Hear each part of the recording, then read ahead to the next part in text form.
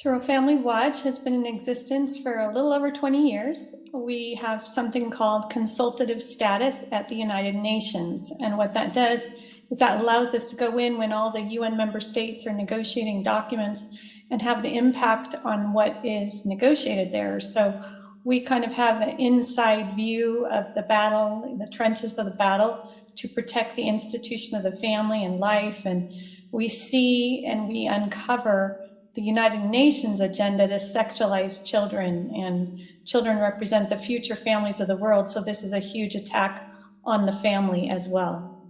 Hold on, I don't understand. United Nations, their job is to, what do they have to do with sexual Oh education? my goodness, that's a very good question. They really should not be in the sex business, but man, are they. Almost every negotiation devolves into a fight over sexual and reproductive health and rights, which encompasses sexual rights, but especially over something called comprehensive sexuality education. And it would be better named comprehensive sexualization education because it sexualizes children and raises them up in the radical gender, transgender, and sexual ideologies that all the UN agencies funded by donor countries in the West are pushing. And this has been, so your organization has been exposing this for 20 some years? Yes, yes. We Yeah. have lots of research, lots of webinars, lots of documentation. In fact, if you would, I could, show you a few slides of some of their publications, because many people have a really hard time thinking that, well, some people hate the UN and some people think it's the savior of the world. And depending on which view you have, it's important either way to understand the agenda that all of us are funding, because it's all of our tax dollars. It's funded by the different governments, which are all the governments in the world. Hold on. Sharon, is this some like conspiracy theory or something that, that we're talking about? Are these facts that people can go look up and check up or? Yeah, can I show you things? Yes, Can I yes, show you please. facts? Can I show you? Yes. So one of the most urgent things that So we're this is not some like conspiracy theory, is it? No. I have, Okay. conspiracy theories don't provide you proof, and we document and provide proof out of their own documents that you can find on their own websites. And so you can check this Okay. all out for yourself. Beautiful, because that's what we're about on this program. Evidence, Right. proof, yes. We would never just make these, broad accusations without having evidence to show you. So can I share my screen? Yes, please. Hopefully it will work. From my computer, let me see. You go ahead and figure that out. We're going to go ahead and play this clip from, I believe, your organization put this clip together, put this documentary together. So this is the UN agency's interagency guidance on what children should be taught about sexuality education. This came out in 2018. And can you imagine the World Health Organization, even UNICEF, that's supposed to protect children? And here's some of the content of what they say children should be taught. They are trying to redefine abstinence, saying abstinence is not just about not having sex. It also is deciding when to start having sex and with whom. They want children to learn that each person's decision to be sexually active should be respected at all times. Adolescent girls, they complain, don't know enough about their quote unquote rights concerning abortion.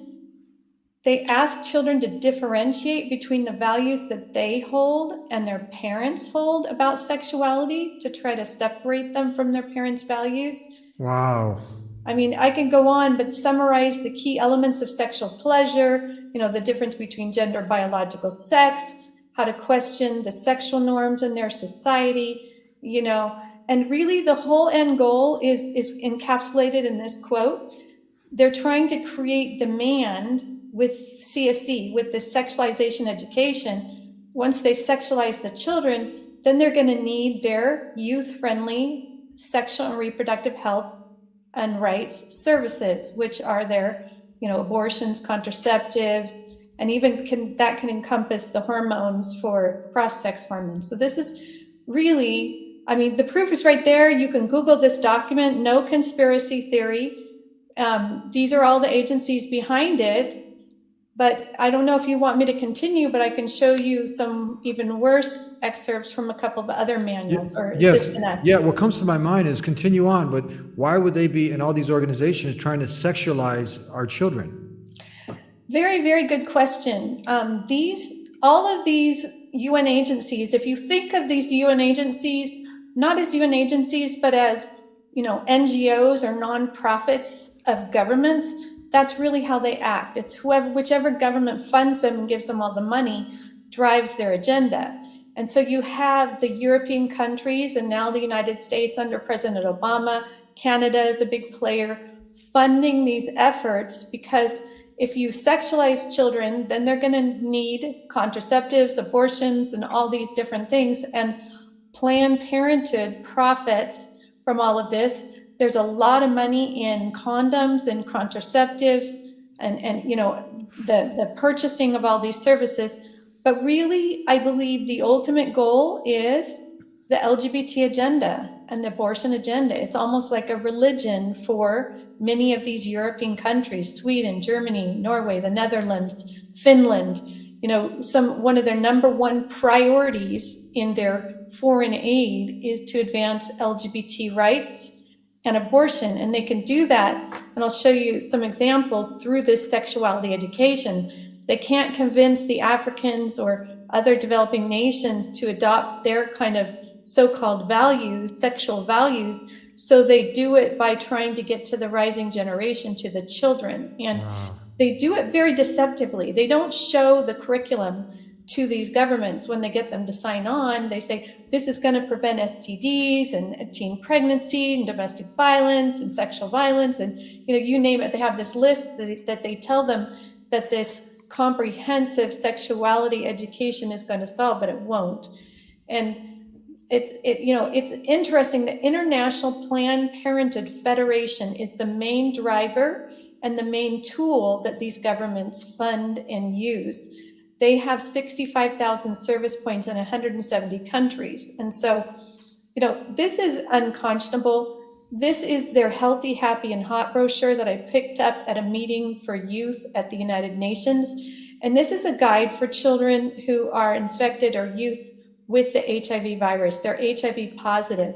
And it tells them this is a sexual rights approach to sex education, that they have a right to sexual pleasure, and they can get it through these various verbs here. You can see, I don't even want to read them all: sucking, cuddling, different ways. Just have fun, stop sex, you name it.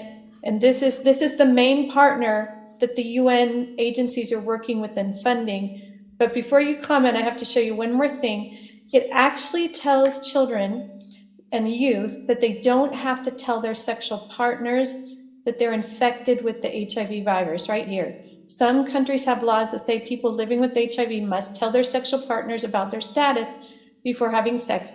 These laws violate the rights of people living with HIV. I mean, unconscionable in Africa, especially, where you have such high HIV/AIDS rates in these countries. You wanted to make a comment, sorry. Yeah, this is just so much to take in. It's wow, just like you said, deceptive. And is this what's actually in the comprehensive education packet? This is what they'll be learning? This is from that packet? Well, I'm showing that, not the actual packet.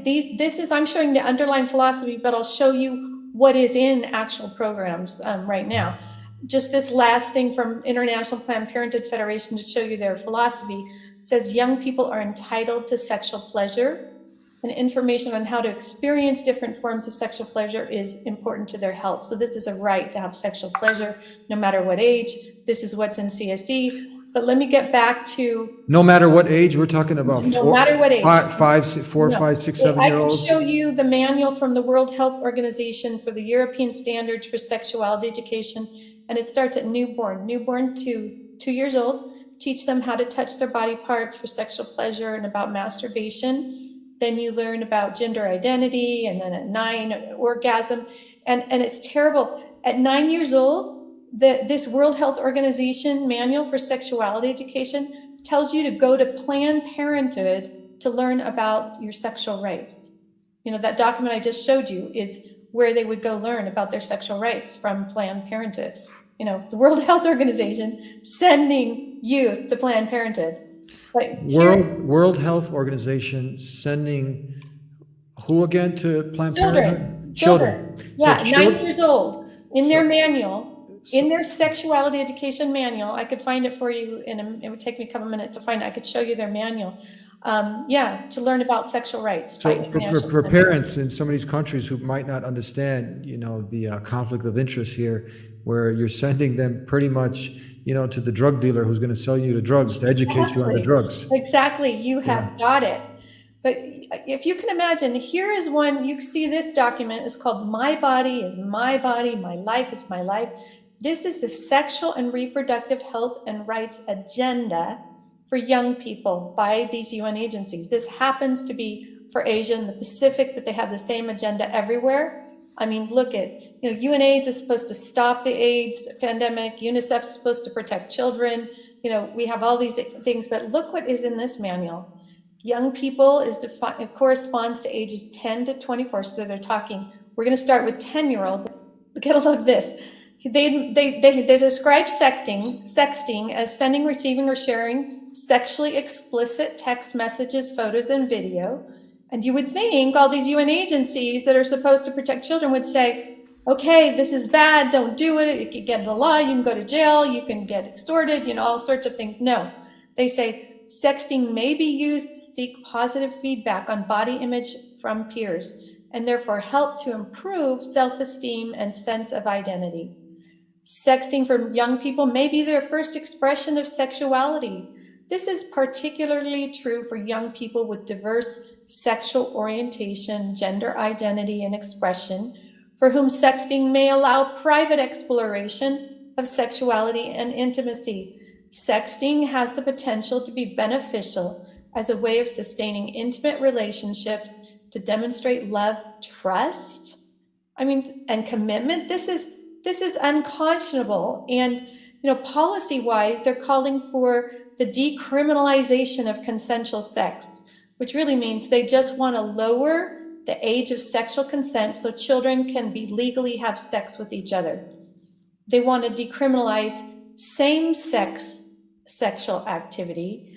They want to remove mandatory requirements for parental consent to access SRH, that's Sexual and Reproductive Health Services and Counseling. So if you translate that, what they mean is they don't want to have to ask the permission of parents before they get them in Planned Parenthood and their partners' clinics, where they can give them the abortions, the contraceptives, and the counseling where they indoctrinate them in their radical agenda. They'll affirm them in transgender identities and promote, and they actually train the youth to advocate for sexual and reproductive health and rights.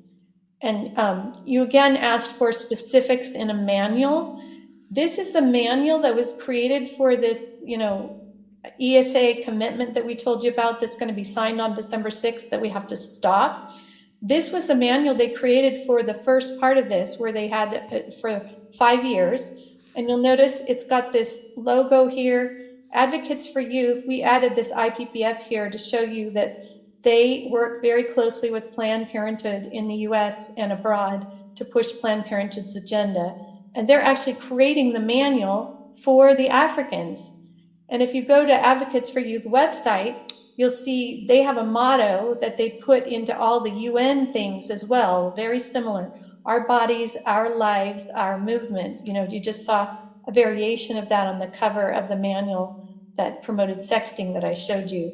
So Advocates for Youth proudly, hosts and posts the African Teachers module that they helped create on their website.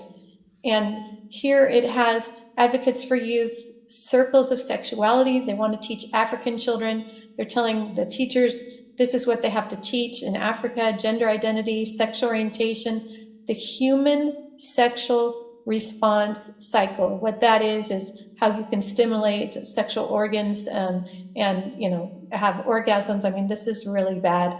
It tells the teachers, if you're able to explore same-sex relationships, this is great opportunity to normalize relationships between gay, lesbian, and bisexual people. confuse them about their gender. Gender identity means knowing whether one is male, female, neither, as if that were even possible, or somewhere in between. I mean, this is just radical. And it actually, again, the end goal is to get the kids, use these CSE or sexuality education programs to get the kids in the clinic. So it actually refers children in this manual to Planned Parenthood clinics for confidential services or youth-friendly services, which is really code for parents aren't around and don't need to know about it. And also for abortion and abortion services.